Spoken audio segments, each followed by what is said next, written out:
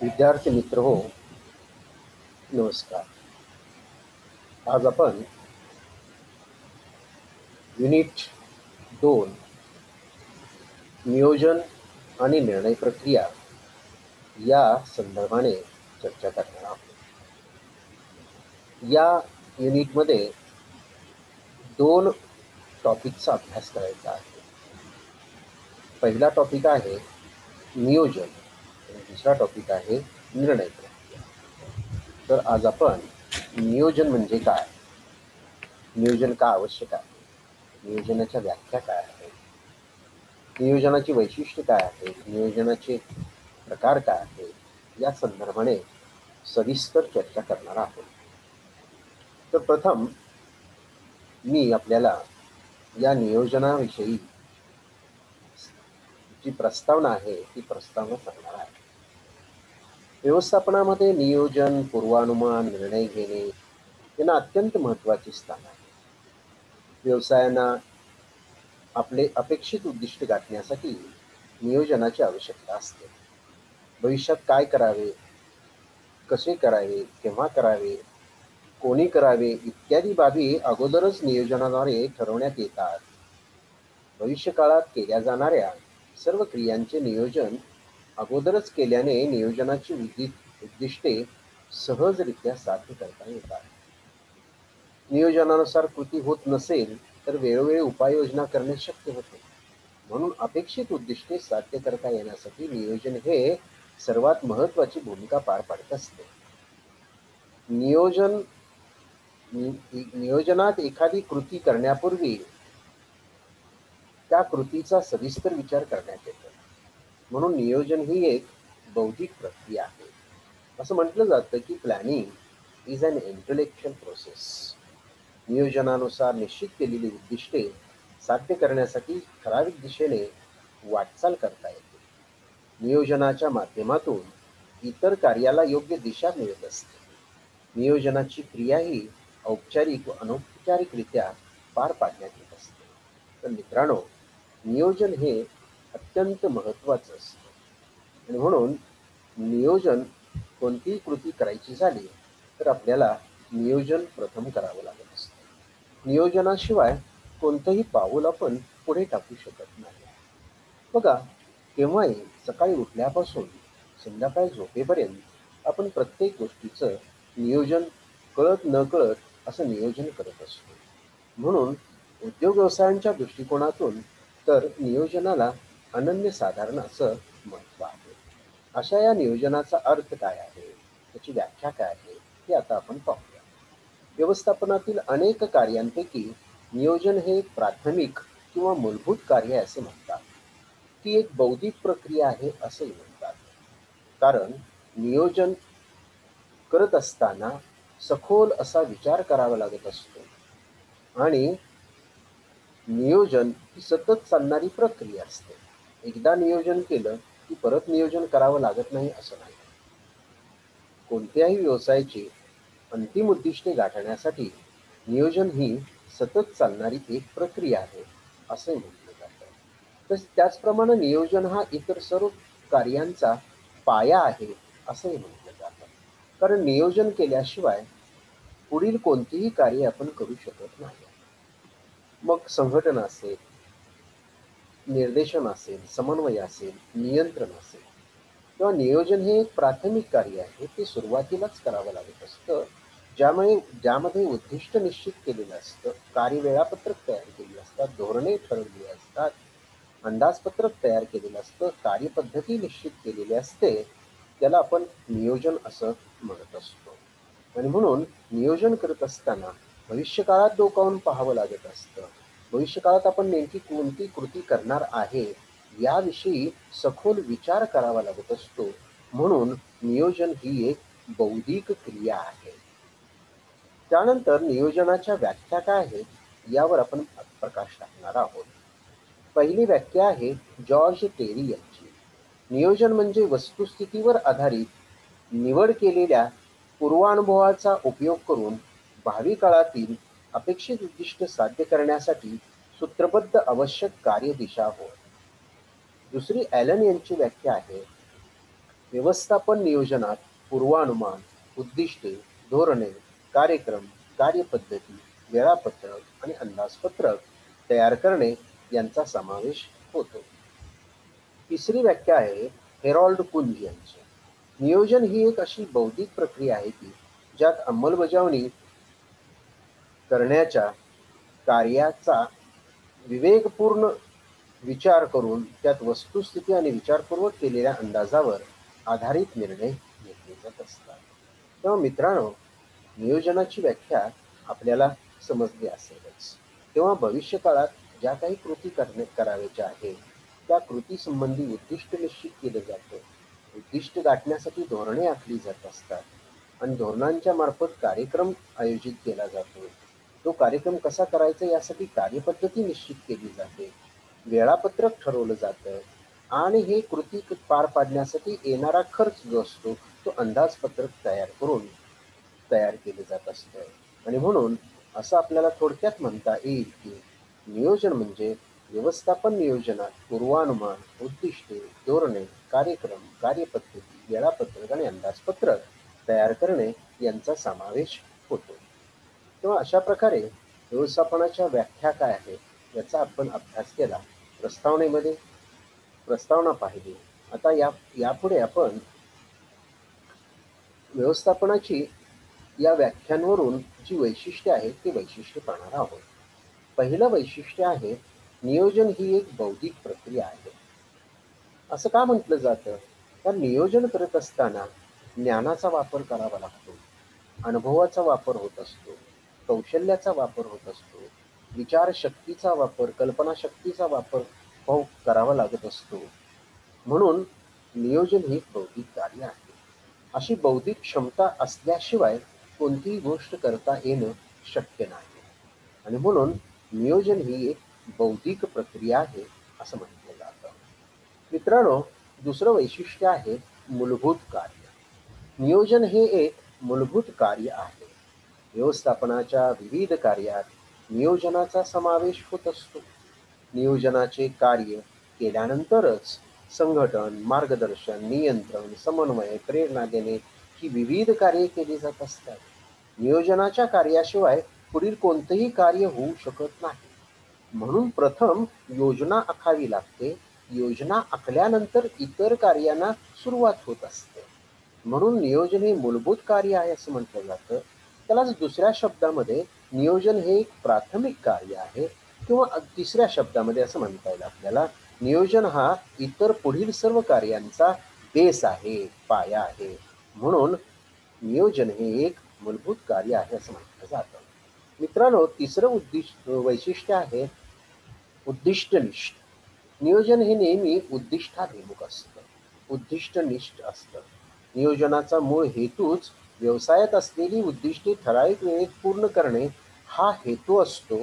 प्रत्येक योजना ही व्यवसाय संघटनेच्या उद्दिष्ट प्राप्तीसाठीच असते. म्हणून नियोजन हे उद्दिष्टनिष्ठ असतं. मित्रांनो, चौथं वैशिष्ट्य आहे कार्यक्षमता. नियोजनाचा मुख्य उद्देश व्यवसायाची कार्यक्षमता वाढवणे हा असतो. नियोजनाच्या कार्यक्षमतेवरच इतर विभागांची व प्रक्रियांची कार्यक्षमता अवलंबून असते. इतर विभागांचं संपूर्ण यश नियोजनाच्या कार्यक्षमतेवरच अवलंबून असतं. आणि म्हणून कार्यक्षमता हे सुद्धा एक नियोजनाचे वैशिष्ट्य आहे. पाचवं वैशिष्ट्य आहे व्यापक स्वरूप. व्यापक स्वरूप असं का म्हटलेलं आहे? तर नियोजन हे व्यवसायातील किंवा व्यवस्थापनाच्या सर्व स्तरांवर राबवलं जात असतं. सर्व विभागांना ते लागू असतं, सर्व क्रियांना ते लागू असतं. उच्च व्यवस्थापन असेल, मध्यम व्यवस्थापन असेल, कनिष्ठ व्यवस्थापन असेल, अशा सर्व ठिकाणी ते लागू केलं जात असतं. त्याची व्याप्ती मोठी असते, सर्व ठिकाणी असल्यामुळं ते एक व्यापक स्वरूपाचं असतं असं म्हणतात. त्यानंतर ते एक प्राथमिक कार्य आहे. नियोजन हे व्यवस्थापनाची प्राथमिक स्वरूपाची कार्य होय. संघटनेचे यश, अपयश किंवा कोणत्याही कार्याचं यश नियोजनावर अवलंबून असतं. मुळात योजना चांगली आखली गेली नसेल आणि योजना योग्य पद्धतीने राबवली नसेल तर ते अयशस्वी होते. आणि म्हणून प्राथमिक कार्यच महत्त्वाचं आहे. नियोजन हे आदर्श असलं पाहिजे, तंतोतंत असलं पाहिजे, लवचिक स्वरूपाचं असलं पाहिजे. आणि अशा प्रकारे चांगलं नियोजन केलं पाहिजे. तेव्हा नियोजन हे एक प्राथमिक कार्य असतं, ते चांगल्या प्रकारचंच झालं पाहिजे. तरच व्यवसायाची उद्दिष्टे जी आहे ती उद्दिष्टे साकार होत असतात. अशा प्रकारे या नियोजनाची आपल्याला वैशिष्ट्ये सांगता येतील. मित्रांनो, पुढील भाग आहे नियोजनाचे विविध प्रकार. नियोजन करत असताना व्यवसायाच्या दृष्टिकोनातून आपण नियोजनाचे विविध प्रकार पाहणार आहोत. पहिला प्रकार आहे आर्थिक नियोजन. व्यवसायाच्या दृष्टीने आर्थिक नियोजन सर्वात महत्त्वाचे मानले जाते. व्यवसायाच्या आर्थिक बाजूंकडे योग्य व पुरेसे लक्ष दिले तरच नियोजनाला अर्थ प्राप्त होतो. त्या दृष्टीने व्यवसायातील सर्व आर्थिक घटकांचे नियोजन करणे हे आर्थिक नियोजनामध्ये अपेक्षित आहे. हे व्यवसायातील आर्थिक संसाधनांचा महत्तम काटकसरीने उपयोग करणे, त्याद्वारे व्यवसायाच्या आर्थिक बाजू भक्कम करणे, गुंतलेल्या आर्थिक साधनांवर योग्य परतावा मिळवणे ही आर्थिक नियोजनाची मुख्य वैशिष्ट्ये असतात. दुसरा प्रकार आहे नियोजनाचा उत्पादन नियोजन. व्यवसायामध्ये उत्पादनाच्या क्रिया चालत असतात. त्या दृष्टिकोनातून उत्पादन नियोजन केलं जात असतं. उत्पादन नियोजन ही व्यवसायाची सर्वात महत्त्वाची व मुख्य क्रिया आहे. त्या दृष्टीने उत्पादन करण्याचे शास्त्रशुद्ध व निर्दोष नियोजन करणे अत्यंत महत्त्वाचे असते. उत्पादन योजनांवरच व्यवसायाचे व कंपनीचे भवितव्य अवलंबून असते. उत्पादन नियोजनामध्ये ग्राहक, बाजारपेठ, उत्पादनाचा दर्जा टिकवणे, उत्पादन खर्च नियंत्रण, कारखान्याच्या उत्पादन क्षमतेचा महत्तम उपयोग करणे, उत्पादन सातत्यपूर्ण ठेवणे इत्यादी बाबींचा समावेश उत्पादन नियोजनामध्ये होत असतो. पुढचा प्रकार आहे कर्मचारी नियोजन. व्यवसायाच्या विविध क्रिया पार पाडण्यासाठी मनुष्यबळाचे नियोजन केले जाते, त्यास कर्मचारी नियोजन असे म्हणतात. कर्मचारी नियोजनामध्ये कर्मचाऱ्यांच्या बौद्धिक व शारीरिक शक्तीचा महत्तम उपयोग करून घेण्यासाठी मनुष्यबळाचा अंदाज करणे हे अपेक्षित असते. कर्मचाऱ्यांची भरती, निवड करणे, त्यांच्या प्रशिक्षणाची व्यवस्था करणे, त्यांच्या कार्याचं मूल्यमापन करणे, बदली, बढती, धोरण ठरवणे, त्यांना वेतन रचना ठरवणे, कार्यकारिणीच्या योजना आखणे, अनुषंगिक लाभ देणे, कर्मचाऱ्यांच्या कल्याणाच्या योजना आखणे या सर्व बाबींचा समावेश कर्मचारी नियोजनात होतो. पुढचा प्रकार आहे विपणन नियोजन. व्यवसायाला विपणन व विक्रीद्वारे अर्थप्राप्ती होत असते. त्या दृष्टीने विपणन नियोजन सर्वात महत्त्वाचे असते. विपणन नियोजनामध्ये बाजारपेठांचे संशोधन करणे, वस्तूंचे चिन्हांकन करणे, विक्रीचे नियोजन करणे, वस्तूसाठी वितरण साखळी ठरवणे, विक्री दल निर्माण करणे, विक्रीचे संघटन करणे, वस्तूची जाहिरात करणे, वस्तूच्या पुरवठ्यासाठी वाहतूक व्यवस्था करणे, वितरण साखळीतील व्यापारी संस्था किंवा मध्यस्थ ठरवणे, बाजारपेठांचे विभाजन करणे, वस्तूंची स्थान निश्चिती करणे, ग्राहकांना विक्रीनंतर सेवा देणे इत्यादी बाबींचा या नियोजनात समावेश होतो. पुढचा प्रकार आहे प्रशासकीय नियोजन. प्रशासन व व्यवस्थापन या दोन वेगवेगळ्या संकल्पना आहेत. प्रशासन धोरण ठरवते व व्यवस्थापन त्या धोरणांची अंमलबजावणी करते. प्रशासकीय नियोजनामध्ये दीर्घकालीन नियोजन असते. या प्रकारच्या नियोजनात संपूर्ण संघटनेचा व संघटनेतील प्रत्येक विभागाचा दीर्घकालीन विचार करण्यात येतो. म्हणून याला दीर्घकालीन नियोजन करावे लागत असते. या प्रकारचे नियोजन उच्च पातळीवरील व्यवस्थापन करीत असल्याने त्याला वरिष्ठ पातळीवरील नियोजन असे सुद्धा म्हणतात.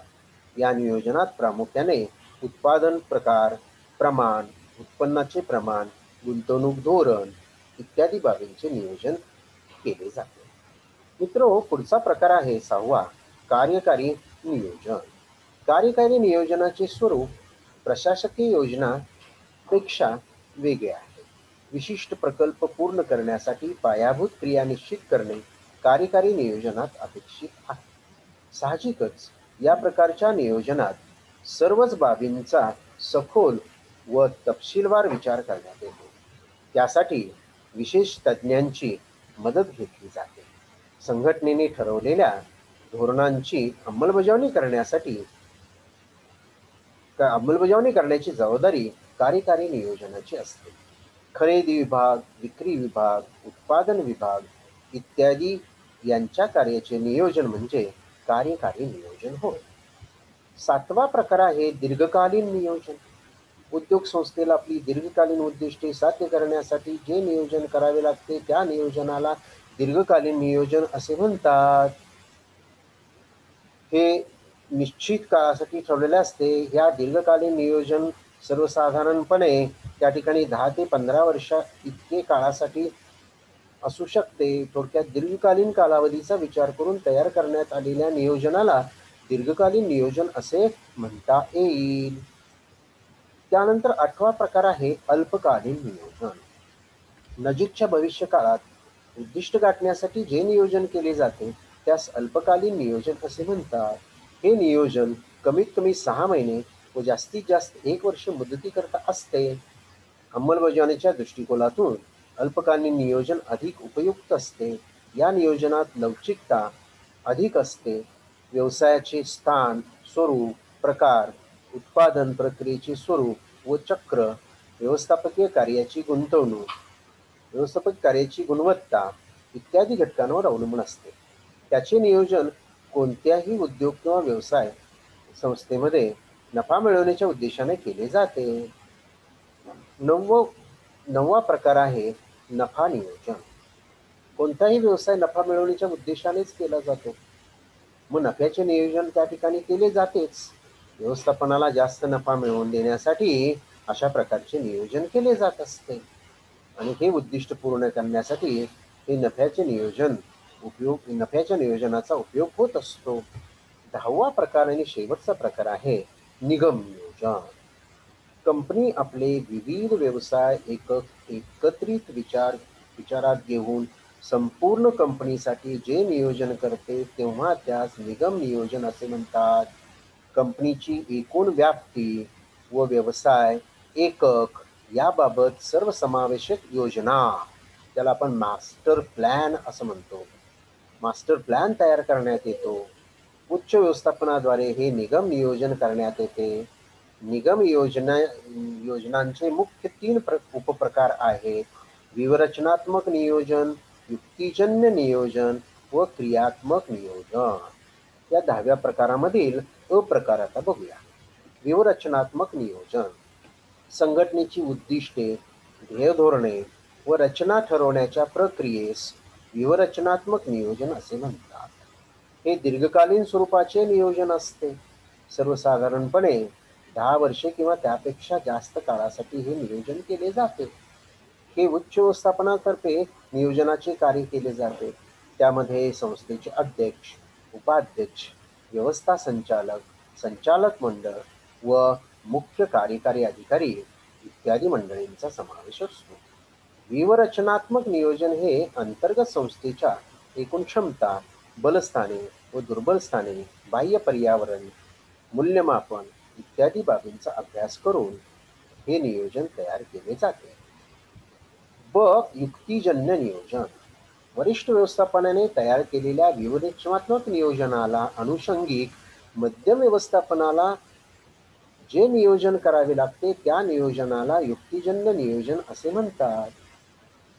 हे नियोजन मानवी संसाधने व बिगर मानवी संसाधने यांचा मेळ साधून तयार केले जाते. मध्यम व्यवस्थापनातील व्यवस्थापक, विभागीय व्यवस्थापक, सहाय्यक व्यवस्थापक, उपव्यवस्थापक ही मंडळी हे नियोजन तयार करतात. साधारणपणे हे नियोजन मध्यम कालावधीचे असून त्याचा कालावधी 6 महिने ते 3 वर्षे अशा स्वरूपाचा असतो.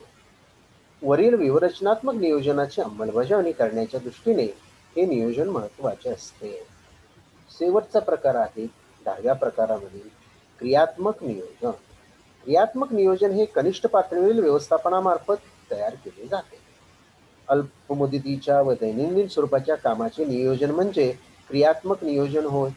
विशिष्ट कार्य अधिक चांगल्या प्रकारे करण्याच्या दृष्टिकोनातून हे नियोजन केले जाते. त्यामुळे रोजच्या कामासाठी क्रियात्मक नियोजन आवश्यक असते. या नियोजनामध्ये पर्यवेक्षक, मुकादम, टोळी प्रमुख, शिफ्ट इंजिनियर सेक्शन ऑफिसर इत्यादी मंडळींचा समावेश होतो. उत्पादन वेळापत्रक, खरेदी वेळापत्रक, मालसाठा नियंत्रण, उपकरणांची हालचाल, मालांची अंतर्गत वाहतूक, उत्पादन प्रक्रियेतील क्रिया, प्रक्रिया, मालावरील संस्कार कार्य इत्यादी बाबींसंबंधी क्रियात्मक नियोजन करण्यात येते. त्यामुळे संस्थेच्या दृष्टीने क्रियात्मक नियोजन फारच महत्त्वाचे आहे. अशा प्रकारे मित्रांनो, आज आपण नियोजन ही संकल्पना पाहिलेली आहे.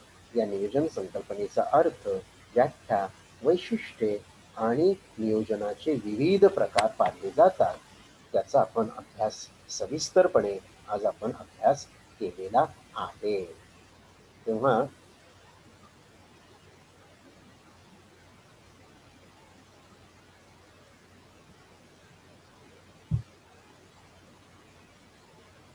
बंद कसं करायचं?